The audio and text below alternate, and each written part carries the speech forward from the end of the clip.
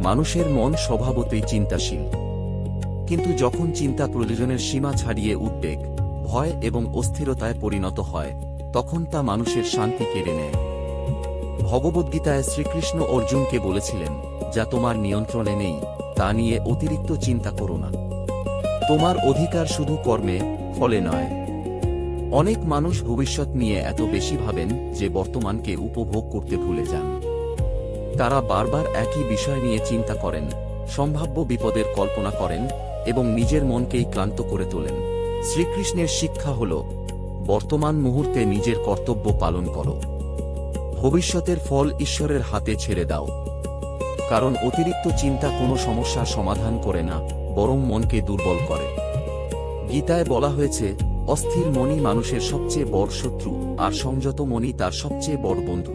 তাই যে ব্যক্তি নিজের মনকে নিয়ন্ত্রণ করতে শিখেছে, সে জীবনের কঠিন পরিস্থিতিতেও শান্ত থাকতে পারে। শ্রীকৃষ্ণ আমাদের শেখান, বিশ্বাস রাখো, সৎকর্ম করো এবং যা পরিবর্তন করতে পারো না তা ঈশ্বরের উপর সমর্পণ করো।